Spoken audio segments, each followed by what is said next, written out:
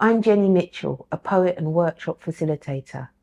I write for the most part about the legacies of British transatlantic enslavement and its impact on Black family dynamics.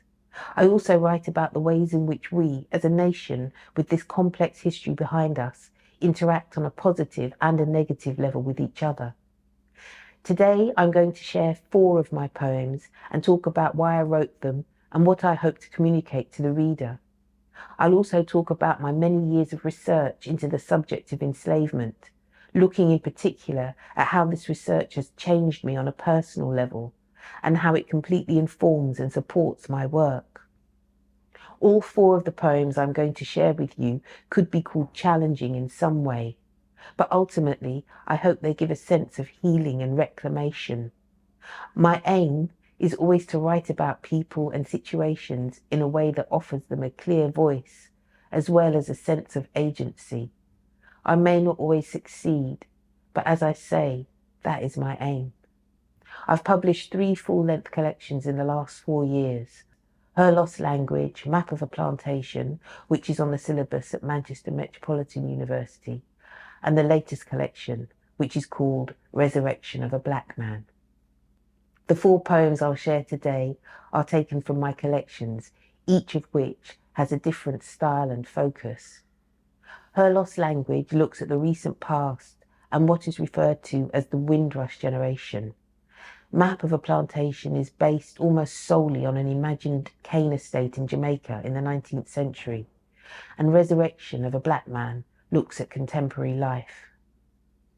Despite these differences, I think the collections have the same aims I've already touched upon: to reframe the history of enslavement, not as a tragic story in which Black people were victims rescued by white abolitionists, as is often suggested, but to show it was a complicated history stretching back over hundreds of years, during which Black people fought for freedom from the moment of their captivity until their deaths.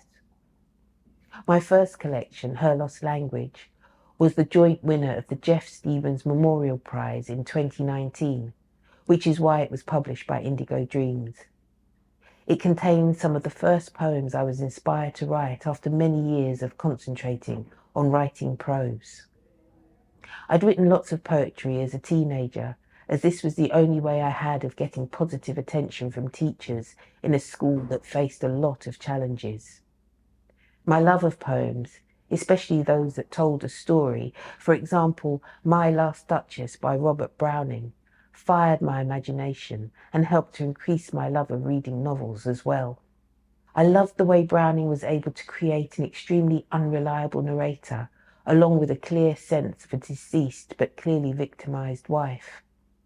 Here's a short extract from My Last Duchess, during which the Duke describes her and inadvertently seems to say so much about his own petty jealousy. She had a heart, how shall I say, too soon made glad, too easily impressed. She liked whate'er she looked on, and her looks went everywhere. Sir, 'twas all one, my favour at her breast, the dropping of the daylight in the west, the bough of cherries some officious fool broke in the orchard for her, the white mule she rode with round the terrace, all and each would draw from her alike the approving speech. As I say, it was poems like this that helped inspire me to write, but I stopped doing so a number of years ago. During this time, I did a lot of research into British transatlantic enslavement, as even though I was born in Britain, I felt ungrounded by the casual racism that sometimes rears its ugly head. I also felt that too much time and attention was given in the media to the experience of enslavement in America. I wanted to know why I was in this country. What was the history and connection to the Caribbean? These questions sent me on a quest to read as many books as possible about enslavement, including scholarly works like Black Ivory by James Walvin and Natural Rebels, A Social History of Enslaved Black Women in Barbados by Sir Hilary Beckles. I was shocked, outraged and grief-stricken by the descriptions of brutality perpetrated against enslaved Africans and their descendants in the Caribbean over hundreds of years. But on the other hand, learning about the constant, ingenious and determined ways enslaved people fought back helped me to see the history as nuanced, offering new ideas about autonomy. I felt inspired by the stories of bravery and resistance, and much more equipped to look at some of the legacies of the history within my family and myself. I also felt inspired to write poems in order to transform the history in the hope it would lead people to have more understanding about why we still insist on limiting ourselves to narrow and outmoded ideas about racial difference. In other words, the research gave me an historical context, and I wanted to write poems based on the history as a way to understand and help alleviate my own and other people's suffering.